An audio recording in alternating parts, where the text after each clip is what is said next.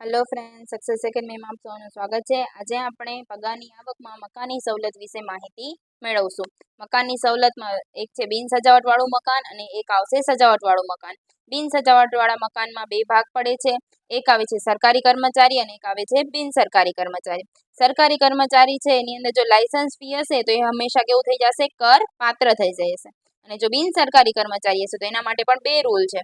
જો મકાન માલિકનું હોય ત્યારે અને મકાન માલિકનું ન હોય એટલે શું થાય તો કે ભાડે રાખેલું હોય। હવે જો મકાન માલિકનું હોય તો એના માટે ત્રણ શરત છે। શહેરી વસ્તી એ 10 લાખથી ઓછી હશે તો પગારના કેટલા 7.5% આવશે। 10 લાખથી વધુ હશે અને 25 લાખથી ઓછી હશે તો કેટલા આવશે, પગારના 10% આવશે। ત્યારબાદ જો 25 લાખથી વધુ હશે તો પગારના કેટલા ટકા આવશે, 15% આવશે। આ જો મકાન માલિકનું હોય તો એ કોના ઉપર જશે, વસ્તી ઉપર જાય છે। જો 10 થી ઓછી હોય તો 7.5%, 10 અને 25 થી વચ્ચે હોય તો 10 અને 25 થી વધુ હોય તો 15%। એવી રીતે જો મકાન માલિકનું ન હોય એટલે કે એને ભાડે રાખેલું હોય તો એના માટે પણ બે રૂલ છે। એક આવે છે ખરેખર ચૂકવેલ ભાડું, એટલે કે એને જેટલું ભાડું ચૂકવ્યું હશે તે, અથવા તો પગારના 15%। આ બે માંથી જે ઓછું હશે તે તમારું શું થઈ જશે, કર પાત્ર ગણાશે। શું ગણાશે, તે કર પાત્ર ગણાશે। હવે અહીંયા મેઇન વસ્તુ છે કે પગાર, તો પગાર એ કયો લેવાનો આવશે તો કે બીએબીસી નો પગાર। કયો લેવામાં આવે છે, બીએબીસી નો પગાર। બી એટલે કે મૂળ પગાર, એ એટલે કરપાત્ર ભથ્થાઓ, બી એટલે કે બોનસ અને સી એટલે કે કમિશન। આ કયું હતું, બિન સજાવટ વાળું મકાન। હવે આપણે જોશું સજાવટ વાળું મકાન।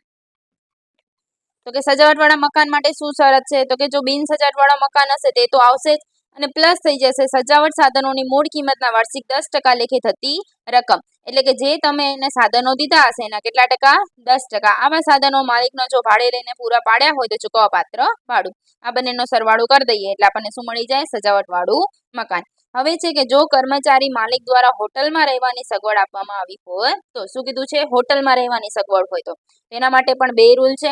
એક પહેલો રૂલ, જો આવી સગવડ એ 15 દિવસ સુધી મળી હોય અને નોકરીનું સ્થળ બદલવાના લીધે મળી હોય તો શું થઈ જશે, કર મુક્ત થઈ જશે। અથવા તો જો અન્ય કોઈ પણ કારણ પરિસ્થિતિમાં પગાર એટલે કયો પગાર, બીએબીસી નો પગારના કેટલા 24% રકમ, અને માલિકે હોટલની સવલત અંગે ચૂકવવા પાત્ર રકમ બે પૈકી ઓછી હોય તે હંમેશા થઈ જશે કર પાત્ર। આ કેવું કહેવાય, મોસ્ટ ઓફ આ દાખલામાં એક્ઝામમાં આવતું નથી। તમને દાખલામાં યા તો સજાવટ વાળું મકાન યા તો બિન સજાવટ વાળું મકાન તમે જોઈ શકો છો। હવે આપણે આના દાખલાની શરૂઆત કરીશું। મકાનની સવલતમાં પહેલો દાખલો જોઈએ। શ્રી રામ એક કંપનીના વેચાણ વિભાગના વડા તરીકે સેવા આપેલ છે। નાણાકીય વર્ષ 2024-25 માટે તેમના પગારની વિગતો નીચે મુજબ આપી હતી। મૂળ પગાર આપેલું છે, બોનસ આપેલું છે, વેચાણ પર કમિશન આપેલું છે, મોંઘવારી ભથ્થું આપેલું છે, શિક્ષણ ભથ્થું આપેલું છે। કર્મચારી રહેઠાણ માટે 20 લાખની વસ્તીવાળા શહેરમાં કંપનીની માલિકીની વગરનું ભાડાનું મકાન આપ્યું છે, જેનું વાર્ષિક વાજબી ભાડું કેટલું છે, 72,000। આકારણી વર્ષ 2025-26 માટે વગર ભાડાના મકાનની સવલતની કરપાત્ર કિંમત નક્કી કરવાની છે। પગાર એટલે કયો આવશે તો કે બીએબીસી નો પગાર આવશે ને, તેમજ 20 લાખની વસ્તીવાળા છે એટલે કેટલા ટકા આવે, 10 લાખ। આની અંદર રૂલ છે કે 5 માસ છે અલગ થશે અને 7 માસ છે અલગ થશે। ટોટલ 12 માસ થાય, એમાં 5 અને 7 શું કરવાના, અલગ અલગ કરવાના। ચલો પહેલા આપણે બીએબીસી નો પગાર શોધી લઈએ। બીએબીસી નો પગાર કોણ કોણ આવશે તો પહેલા આવશે મૂળ પગાર। મૂળ પગાર કેટલું આપેલું છે આપણે જોયું, અહીં કેટલું આપેલું છે, 4,32,000 એટલે 4,32,000। ત્યારબાદ જોઈએ તો શું આપેલું છે, બોનસ આપેલું છે કેટલું, 24,000, બોનસ 24,000। ત્યારબાદ શું આપેલું છે, વેચાણ પર કમિશન આપેલું છે 95,000 એટલે કે કમિશન કેટલું આપેલું છે, 95,000। ત્યારબાદ મોંઘવારી ભથ્થું આપેલું છે પણ પ્રોવિડન્ટ ફંડ માટે ગણાતું નથી તો લેવાશે નહીં। ત્યારબાદ જોઈએ શિક્ષણ ભથ્થું પણ 2 બાળકોના હોસ્ટેલ ખર્ચ સહિત આપેલું છે તો પહેલાં આપણે એનું કરપાત્ર શોધવું પડે। શું શોધવું પડે, કરપાત્ર। આપણે આની અંદર જ શોધી લઈએ। શિક્ષણ ભથ્થું કેટલું આપેલું છે, 15,600, પણ માઇનસ કર મુક્તિ કેટલાની મળે તો આપણને ખબર છે કે શિક્ષણ માટે કેટલા હોય છે, 100 રૂપિયા, અને હોસ્ટેલ માટે કેટલા હોય છે, 300 રૂપિયા। તો કે 100 + 300 એટલે કેટલા થશે, 400। હવે એવા કેટલા બાળકો છે, 2 બાળકો છે એટલે 2 બાળકો માટે, અને કેટલા મહિના માટે આવશે, 12 મહિના માટે। તો 400 × 2 × 12 એટલે કેટલા આવશે, 9600। 15,600 માંથી 9600 માઇનસ કરીએ એટલે કેટલા આવશે, 6,000। ત્યારબાદ શું આપેલું છે તો કે કર્મચારી રહેઠાણમાં 20 લાખની વસ્તી, પહેલાં આ બધાનો સરવાળો કરી દઈએ। એટલે 4,32,000, 24,000, 95,000 ને 6,000 એટલે કેટલા આવશે? 5,57,000. ત્યારબાદ હવે જોઈએ આપણને શું કીધું છે? 20 લાખથી વસ્તી. 20 લાખની વસ્તી એટલે કયું આવે? 10% વાળું આવે. હવે એના 5 માસ જે હશે એ 10%માં જશે ને એનાથી નીચે કયું હતું? 7.5% હતું, એ જશે તમારા 7 માસ માટે. આ આવશે 5 માસ માટે. તો કે પગાર કેટલો આવ્યો? 5,57,000 ગુણ્યા એના કેટલા ટકા થશે? 10%. કેટલા મહિના માટે? શરૂના 5 મહિના માટે એટલે 5/12. અને બીજું કોણ આવશે? 5,57,000 એના કેટલા ટકા આવશે? 7.5%. એ બાકીના 7 મહિના આવશે એટલે 7/12. તો 5,57,000 ગુણ્યા 10% ગુણ્યા 5/12 એટલે કેટલા આવશે? 23,208.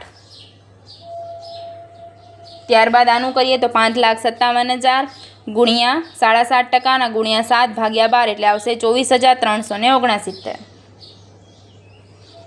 હવે શું કરશું આ બંનેનો? 23,208 પ્લસ 24,369 એટલે કેટલા આવશે? 47,577.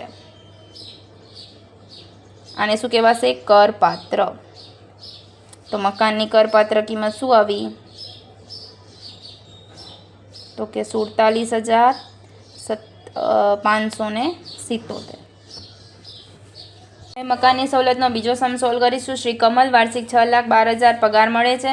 કંપની તરફથી સજાવટવાળું એક મકાન જેમાં 12 લાખની વસ્તીવાળા શહેરમાં રહેવા માટે મળેલ છે. આ સવલત અંગે કંપની કર્મચારીના પગારમાંથી દર મહિને 1,000 કાપી લે છે. આ મકાન અંગે કંપની વાર્ષિક રૂપિયા 1,44,000નું ભાડું ચૂકવે છે. હવે ભાડું ચૂકવે છે એટલે શું થયું? ભાડાવાળું મકાન થયું.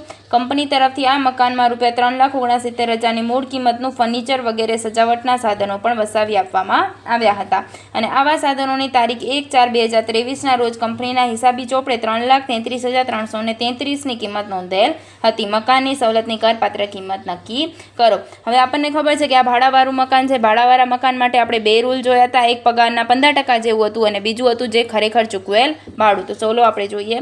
પહેલો પોઈન્ટ શું આવે? તો કે ખરેખર ચૂકવેલ ભાડું. તો ખરેખર કેટલું ભાડું ચૂકવે છે? તો કે 1,44,000. ત્યારબાદ બીજું જોઈએ તો કે પગારના 15%.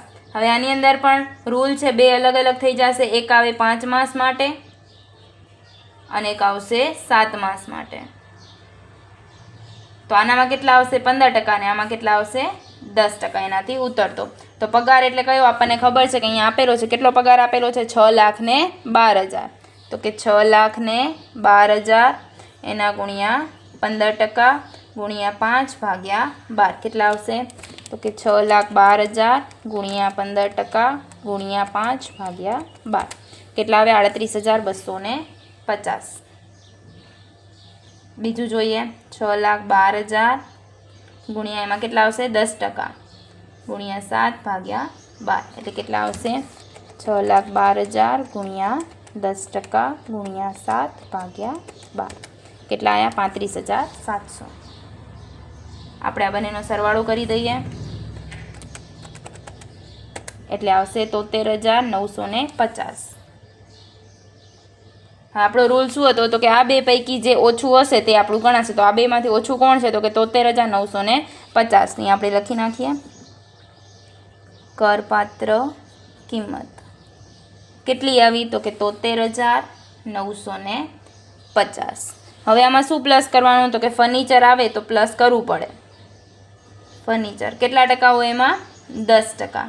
પણ કઈ કિંમત હોય? તો કે મૂળ કિંમત. હવે અહીંયા આપણને 2 કિંમત આપેલી છે. એક છે મકાનનું 3,69,000ની મૂળ કિંમત અને એક છે 1/4/23 પછીની કિંમત. હંમેશા મૂળ કિંમત ઉપર જ કોઈ પણ ઘસારો નીકળે. એટલે 3,69,000ના 10% કાઢીએ એટલે કેટલા આવે? 36,900. પ્લસ કરી નાખીએ એટલે આવશે 1,10,850. ક્લિયર? હવે ત્યારબાદ એણે કીધું છે કે કંપની જે છે એ કર્મચારી પાસેથી 1,000 હર મહિને કાપી લે છે. તો માઇનસ કરી નાખીએ. માઇનસ કર્મચારીએ આપેલ. એક મહિનાના 1000 આપે છે એટલે 12 મહિનાના કેટલા? 12000 થશે. માઇનસ કરીએ, કેટલા આવશે? 98,850. આ શું થશે? તમારી કરપાત્ર કિંમત.